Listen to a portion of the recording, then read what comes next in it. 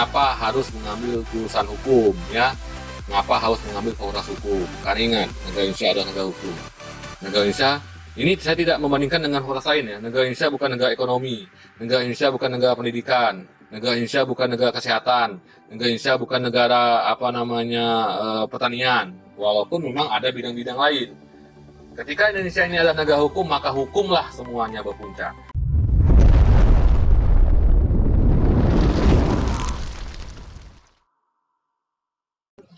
Assalamualaikum warahmatullahi wabarakatuh.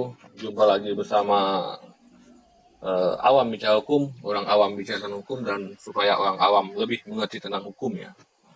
Kali ini ada pertanyaan dari, kemungkinan ini dari anak tamatan SMA atau SMK ya. Tamatan SMA atau SMK atau tamatan madrasah aliyah ya. Dia menanyakan, kalau saya mengambil sarjana hukum itu nanti bagaimana? Maksudnya bagaimana itu nanti apa saja yang pekerjaan apa saja yang dapat saya dapatkan ketika saya mendapatkan gelar sarjana hukum begitu ya.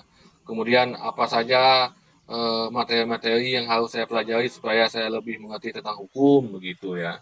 Kemudian juga apakah sarjana hukum ini nanti kalau sudah tamat nanti bekerjanya di mana saja misalnya, itu sama dengan pertanyaan yang satu tadi sebenarnya ya. Ya seperti itu. Nah, jadi dalam kesempatan kali ini saya akan membahas dulu bahwa sarjana hukum itu pertama itu ada dua ya. Ada sarjana hukum sendiri dan ada namanya sarjana hukum Islam ya di Indonesia ya.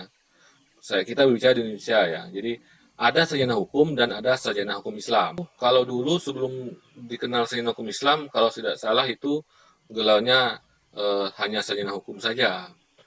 Kalau memang di dalam pada saat dia mengambil di ada jurusan agama-agamanya, mungkin bisa saja itu sarjana teologi atau doktorandus dulu begitu ya. Tapi saya kurang mengerti lah itu. Tapi setahu saya memang dari dulu ya sarjana hukum. Cuman sekarang ini ada sarjana hukum dan sarjana hukum Islam. Nah, sarjana hukum itu kita dapatkan gelar ketika kita telah menyelesaikan masa studi atau masa kuliah, sudah menyelesaikan minimal 144 atau 148 sekian ya, SKS ya. Nah, jadi itu kita harus mengerjakan itu ya, harus menyelesaikan itu ya. Biasanya itu rentang di antara 3,5 tahun sampai dengan paling lambat 7 atau 8 tahun. Karena kalau tidak salah lewat 8 tahun ya kita di drop out ya. Gitu. Nah, jadi terhadap hal tersebut tentu kita harus tahu ya bahwa sarjana hukum itu juga tidak mudah yang dibayangkan ya. Jangan sekali-kali menganggap ketika mengambil gelar sarjana hukum itu gelar yang enteng. Justru itu sulit ya sebenarnya ya. Sarjana hukum sama dengan mata kuliah yang lain ya. Jadi sarjana hukum itu tidak semudah juga yang dibayangkan ya, sama lah dengan kuliah lain ya. Sebenarnya punya kemudahan dan punya kesulitan tertentu ya dalam mengambil mata kuliah atau mengambil dalam jurusan fakultas hukum. Ada dua juga, ada satu lagi maksud saya, ada dua sarjana hukum itu ada dua. Yang satunya lagi itu adalah sarjana hukum Islam. Sarjana hukum Islam itu kita dapatkan di dalam fakultas syariah ya. Itu biasanya ada dulu di IAIN, Institut Agama Islam Negeri, atau di Sekolah Tinggi Agama Islam. Nah, yang ada memiliki jurusan Fakultas Syariah. Sekarang namanya UIN, Universitas Islam Negeri. Nah, yang berbedanya sarjana hukum dengan sarjana hukum Islam adalah Fakultas Hukum dengan Fakultas Syariah maksud saya ya. Karena nanti endingnya kan keluarnya tamatannya itu sarjana hukum dan sarjana hukum Islam. Sarjana hukum itu mempelajari hukum-hukum yang berlaku di Indonesia. Tapi ada juga hukum Islam diberlakukan di negara kita, ada juga. Contoh di bidang perkawinan.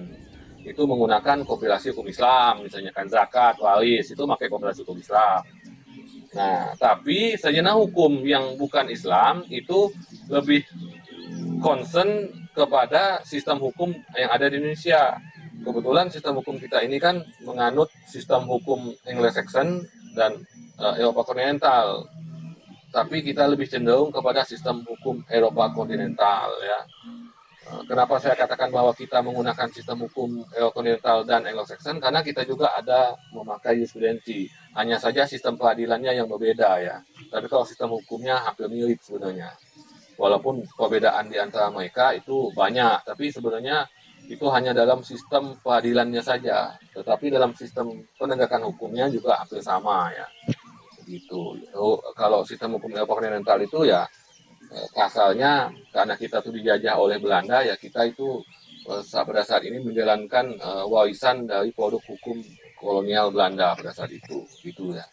Sedangkan kalau sarjana hukum Islam itu kita dapatkan lebih concern mereka belajar tentang hukum Islam, belajar munakahat, belajar masalah fikih Islam, terutama di bidang-bidang tindak pidana Islam. Di situ kita belajar masalah jinayah siasah, kemudian di situ juga kita bisa belajar ada mata pelajarannya selain jinayah siasah itu ya. Misalnya di sana tuh kita belajar misalnya jenis-jenis tindak pidana, misalnya ada jarimah di situ, ada kemudian di situ ada bicara masalah hukum pidana Islam itu misalnya tentang hukum cambuk, rajam, misalnya ada kisos, misalnya kita belajar diat atau denda ya. Intinya kalau sarjana hukum Islam itu belajar tentang pidana Islam. Nah, itu intinya. Nah, kalau hukum yang sarjana hukum satu lagi itu kita berbicara hukum secara keseluruhan yang khususnya berlaku di Indonesia. Maka di dalam pelajaran hukum, fakultas hukum yang tidak ada Islamnya, misalnya di universitas atau sekolah tinggi ilmu hukum yang kita memang mengambil fakultas hukum, tetap belajar hukum Islam, kita tetap belajar hukum waris, kita tetap belajar hukum zakat, tetap belajar infak dan sedekah, tetap. Cuman itu tidak tidak semuanya dibahas masalah Islam. Jadi kalau mau bahas masalah pidana Islam, ngambillah ke fakultas syariah begitu. Itu perbedaannya ya. Jadi ketika kita mau ngambil sarjana hukum itu ada dua dulu, kita harus tentukan pilihan dulu, mau masuk fakultas hukum atau mau masuk fakultas syariah. Kalau mau masuk fakultas hukum, maka nanti kita mendapatkan gelar sarjana hukum. Kalau di fakultas syariah, kita akan mendapatkan gelar sarjana hukum Islam. Maka ada nama-nama, kalau kita melihat ada misalnya nama Budi SHI, berarti Budi Sarjana Hukum Islam. S-nya besar, H-nya besar, I-nya besar. Kalau sarjana hukum, S-nya besar, H-nya besar, itu berarti hukum yang sekarang yang masuk di fakultas hukum begitu ya. Lalu kemudian apa yang harus dipelajari ketika kita pertama kali mengambil mata kuliah atau mengambil jurusan fakultas hukum? Ya kalau fakultas hukum yang tentu kita pelajari pertama yaitu apa itu hukum. Maka itu ada mata pelajarannya itu pengantar ilmu hukum. Ada juga yang namanya nanti belajar ilmu hukum. Kemudian nanti ada belajar pengantar hukum Indonesia. Kemudian nanti belajar hukum acara pidana. Kemudian nanti hukum acara perdata. Nah, nanti di situ akan dipelajari asas-asas hukum pidana. Itu yang pertama-tama kali dipelajari ya di semester 1. Ada juga tetap misalnya ilmu budaya dasar, pendidikan kewarganegaraan misalnya seperti itu ya. Cuman saya sudah kurang mengikuti lagi kurikulum di semester 1 itu apa ya. Tapi pada dasarnya yang harus kita pelajari itu adalah dasarnya ya. Dasarnya daripada hukum itu. Dasar daripada hukum itu ya kita belajar asas-asas hukum, nilai-nilai hukum, norma hukum, seperti itu. Ya samalah kalau kita mau belajar mengaji ya, kalau dalam agama Islam itu kita belajar tuh alif dulu, ba, huruf hijaiyah dulu ya. Kemudian kita mungkin belajar ikro, belajar baca kan, kalau Quran itu kan seperti itulah. Nanti kita akan belajar bertahap. Nah untungnya itu bagi adik-adik siswa yang tamat SMA itu yang jurusannya IPS, karena mereka sudah belajar di situ ilmu negara, sudah belajar tata negara di situ. Itu lebih memudahkan sebenarnya ya. Tapi itu juga tidak jadi masalah, karena saya dulu kebetulan sekolah saya dulu pun SMA-nya jurusannya IPA, tapi bisa juga lah mengikuti kalau mau kuliah di fakultas hukum ya, itu tidak masalah. Kalau hukum Islam sama, di situ kita belajar hukum pidana Islam, asas-asas pidana Islam, seperti itu. Sama saja, dasar-dasar pidana Islam, tindak pidana Islam, tapi dia ada Islamnya tambahnya begitu. Itu saja sebenarnya. Telepon. Nah, jadi kemudian itu ya, jadi banyak orang juga, bukan banyak, oh ya, ada beberapa juga mengatakan apakah kita wajib menghafal pasal-pasal yang ada misalnya.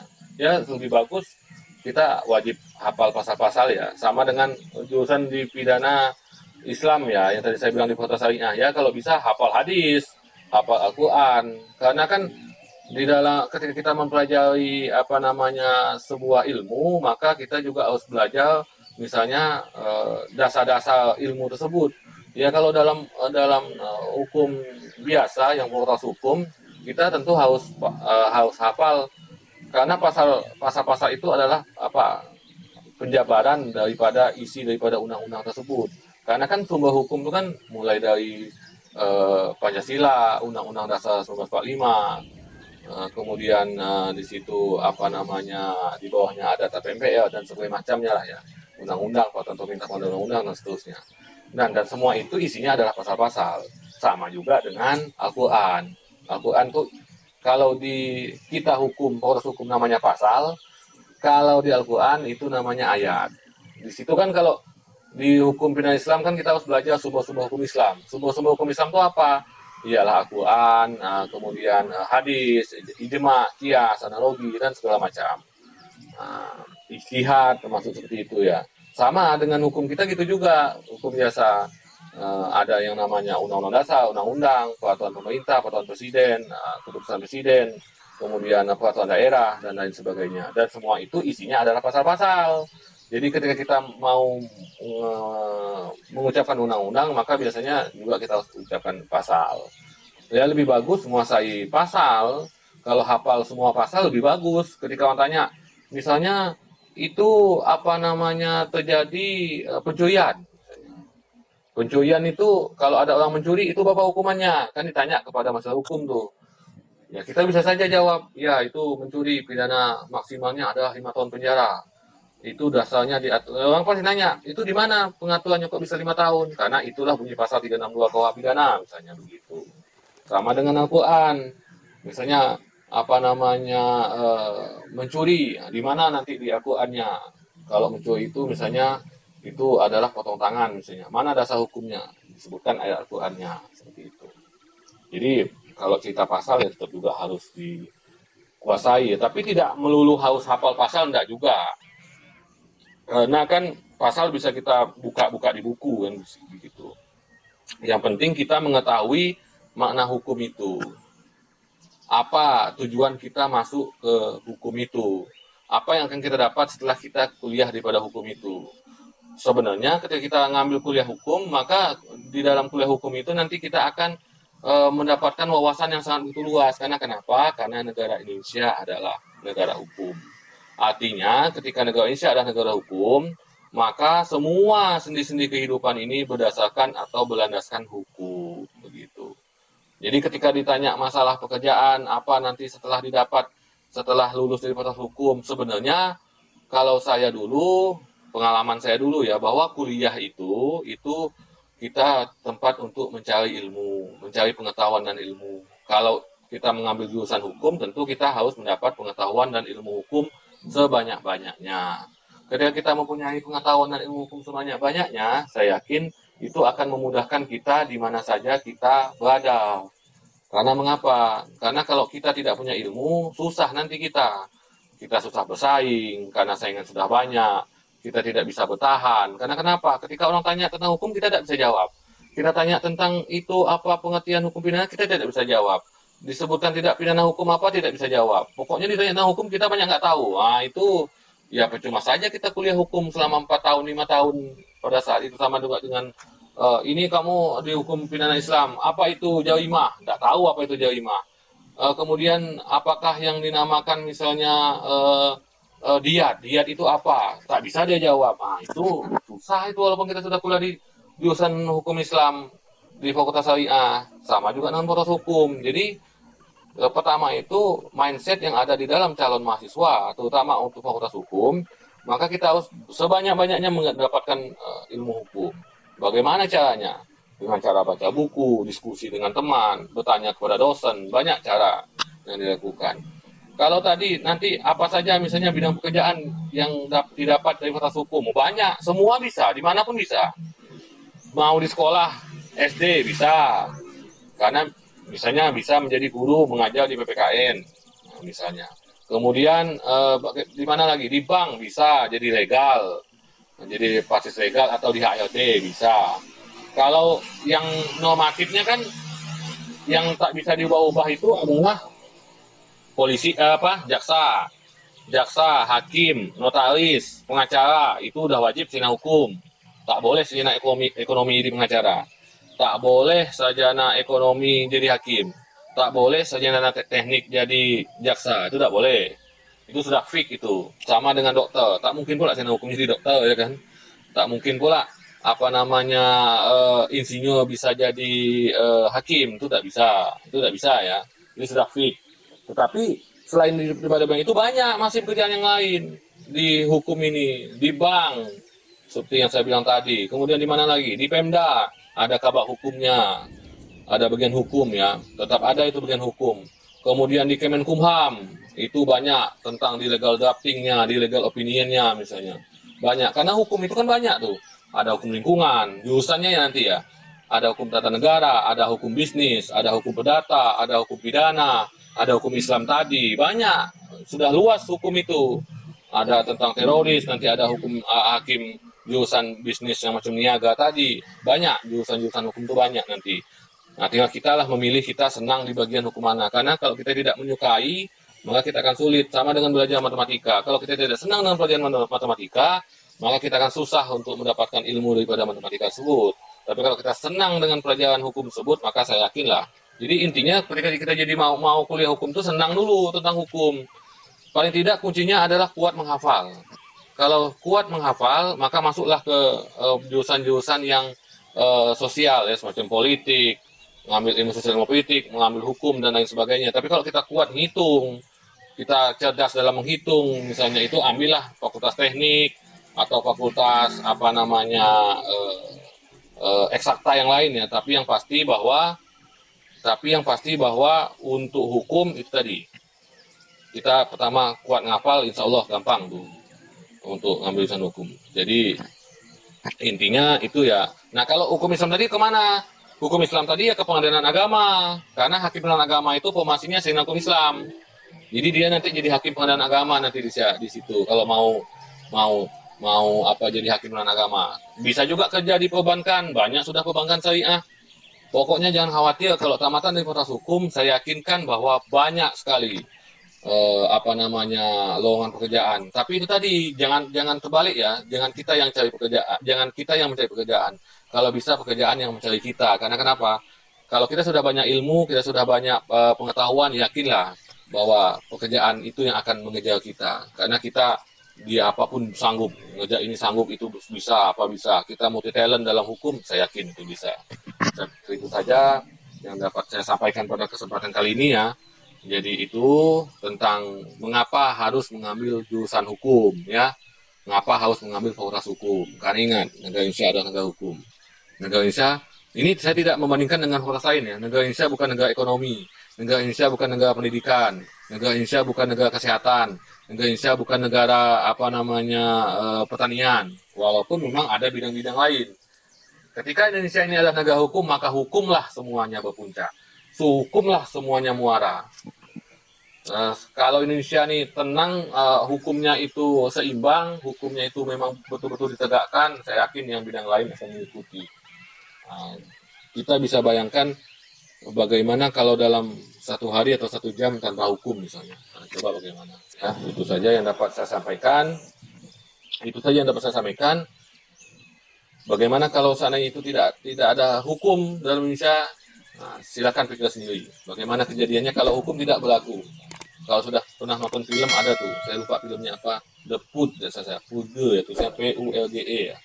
Itu di situ di Amerika Serikat saya salah itu 1 hari dibebaskan orang mau melakukan tindak pidana apa tidak dihukum. Nah dilihatlah film itu bagaimana seandainya itu kejadian.